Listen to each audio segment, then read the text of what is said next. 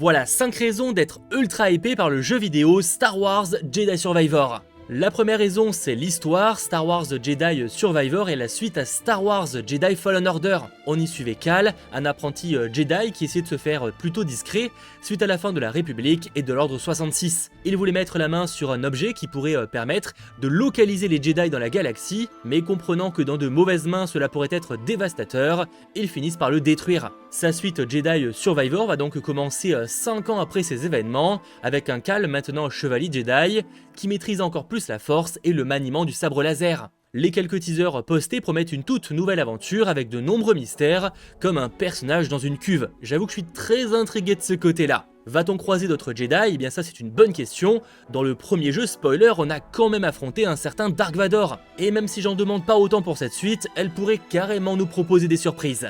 Le titre va en tout cas plus profondément explorer l'histoire des Jedi avec la deuxième raison d'être ultra épais, l'arrivée des chambres de méditation Jedi.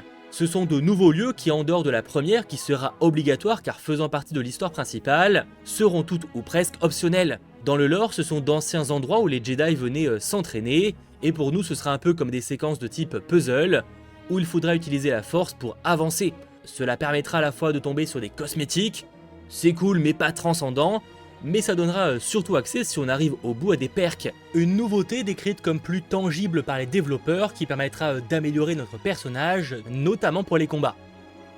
Troisième raison qui fait que je suis très hype par ce jeu, c'est justement toutes les nouveautés dans les combats. Tout d'abord, dès le lancement du jeu, nous aurons accès à 3 des 5 postures de combat. Comprenez par là qu'on pourra dès le lancement du jeu, donc sans attendre, utiliser un sabre laser simple, mais aussi le double sabre, ça malheureusement j'ai pas, ou encore mieux pouvoir combattre avec 2 sabres laser. Bon, de nouveau j'ai pas, mais ça c'est ultra cool, donc un dans chaque main. Ça peut paraître bête, mais c'était mine de rien une compétence qu'on apprenait que plus tard dans Jedi Fallen Order, et en plus de ça qu'on ne pouvait pas vraiment utiliser tout le temps.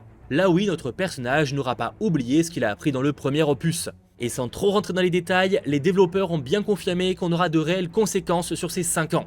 Par ailleurs, concernant les 2 nouvelles positions de combat, on a pour l'instant peu de détails. On sait juste que l'un comprendra le sabre laser avec des poignées, comme Kylo Ren l'avait par exemple au cinéma, et on a un autre style de combat comprenant un blaster en plus du sabre. Et ça encore une fois, ça peut être ultra hypant. A noter par contre, et ça c'est la mauvaise nouvelle, même si assez logique, que ça se débloquera plus tard dans le jeu.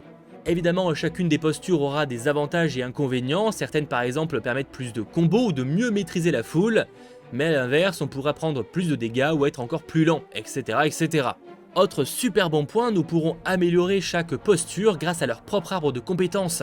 Par contre, on ne pourra s'équiper que de 2 postures à la fois, il faudra les changer à chaque point de méditation en fonction des besoins et de la situation. Notons également d'autres nouveautés et capacités dans les combats, comme la possibilité d'arrêter des tirs de blaster en l'air, ça c'est très cool, ou même, et ça c'est encore plus stylé, attraper un ennemi et s'en servir contre les autres. Je sais pas vous, mais perso, je vais utiliser ça tout le temps. Il semblerait aussi que le démembrement soit de la partie, et même si ce ne sera pas trop trash, faut pas abuser, ça l'était déjà pas dans les films, ça reste encore une fois une très bonne nouvelle.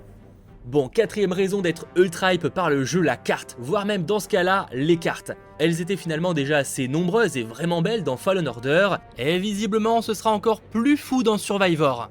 A noter pour une raison évidente que Star Wars Jedi Survivor n'est toujours pas un open world. Cependant, tout semble indiquer que les planètes seront plus vastes et plus ouvertes. Malheureusement, peu de choses ont été montrées pour l'instant, mais on a notamment des images de la nouvelle planète de Kobo. C'est notamment sur cette planète que le média IGN a pu faire une mission où il devait se rendre dans une cantina. Ils expliquent même que le titre propose beaucoup plus de vie.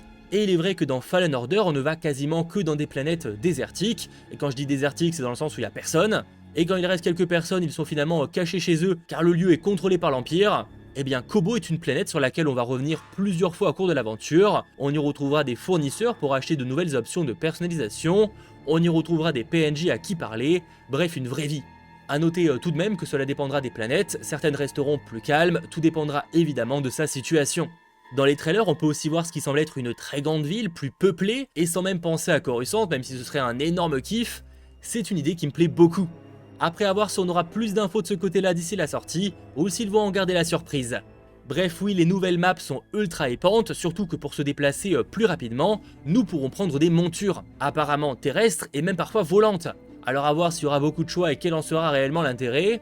Mais autre nouveauté énormément réclamée, c'est l'arrivée des voyages rapides d'un point à un point, comme c'est très régulièrement proposé dans de nombreux jeux. Ce sera très pratique, surtout vu que les maps seront encore plus grandes. C'est d'ailleurs pour cette raison que Jedi Survivor sera une exclue next-gen sur PC, PlayStation 5 ou encore Xbox Series. Les développeurs ont confirmé que cela permettra des cartes plus grandes avec plus de détails, mais aussi une plus grande variété d'ennemis et de PNJ. Et justement, cinquième et dernière raison d'être ultra hypé par ce Jedi Survivor, la présence de nouveaux ennemis. A nouveau, tous n'ont pas été révélés, mais dans le trailer, on peut voir un nouvel ennemi. Il a été confirmé que son nom est Rayvis et que c'est un Gendai. Je ne suis pas vraiment sûr des prononciations, mais si vous vous souvenez de la première série Clone Wars, celle de 2003, eh bien on y retrouvait le personnage de Durge, qui était justement un Gendai. Décrits comme une race de nomades intergalactiques, ils sont connus pour être presque invincibles et vivant depuis des milliers d'années. Une fois leur planète détruite, la plupart sont devenus des chasseurs de primes. Autant vous dire qu'il est vraiment préférable de ne pas être leur cible et que c'est une présence qui me hype énormément. Je suis également très curieux d'en savoir un peu plus sur ce personnage qui semble être un sénateur, bref tellement de hype et de potentiel. Star Wars Jedi Survivor sortira ce 28 avril sur Xbox Series X, Xbox Series S, PlayStation 5 ou encore PC. Et toi, t'as hâte? Si c'est le cas, pense à lâcher un petit pouce vers le haut, à t'abonner à la chaîne pour qu'on reparle très bientôt de Star Wars Jedi Survivor. Et que la force soit avec vous.